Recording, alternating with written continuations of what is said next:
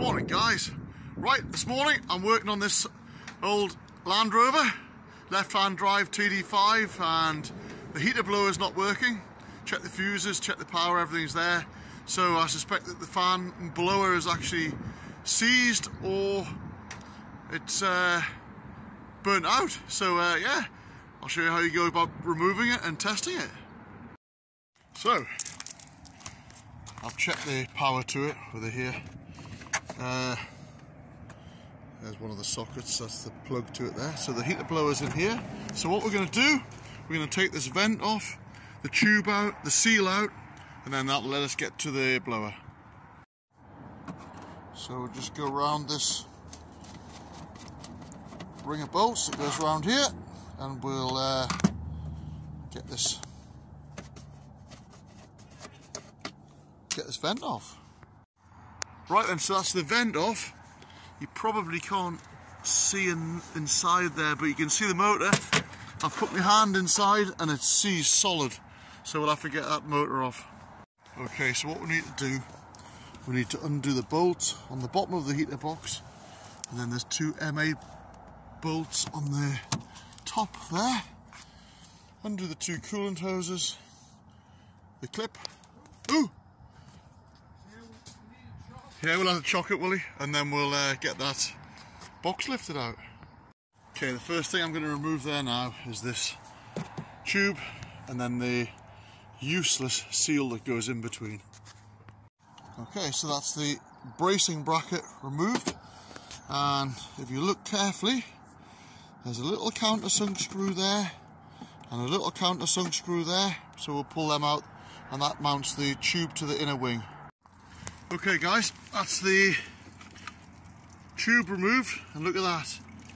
It's absolutely full of dirty, stinking water. So that's no wonder the fan's motor's seized. Look at that. That's the horrible seal I was telling you about. I don't know if you can see, but it's actually full of water in there as well. So that fan there, you should be able to turn that with your finger. You can't, it's absolutely seized solid. There's the useless seal that I was telling you about that does absolutely nothing. Absolute junk. So we'll get rid of that, we'll have to renew that. So yeah, we'll get that motor pulled out. Okay guys, so that's the coolant bottle removed from this bracket. These two multi-plugs disconnected, and the heater blower undone from the two top bolts and the two bottom bolts. So yeah, what we're going to do now is, it's rattling around, we've just got to get it pulled out there now. Okay guys, that's the whole assembly removed. You can see the matrix inside. I've left the side cable on, that didn't need to come off, so left that on, I'll just bend out the way. So yeah, you can see in, matrix is actually quite blocked. And there's the motor. So all we need to do here, look at the bodged, horrible wiring that's been scotch blocked in and stuff over the years. But yeah, so that we'll undo that bolt there, that one there, that one there, and we'll pull the motor out. And the backing ones as well. So we'll undo the whole ring and pull the motor out. Okay, so we're just undoing these bolts here, and we'll just go around the outside, pull it off, and then once it's off, probably have to either take the motor off the fan assembly or we'll just renew the whole thing as a one-er. Right, let's get the motor out.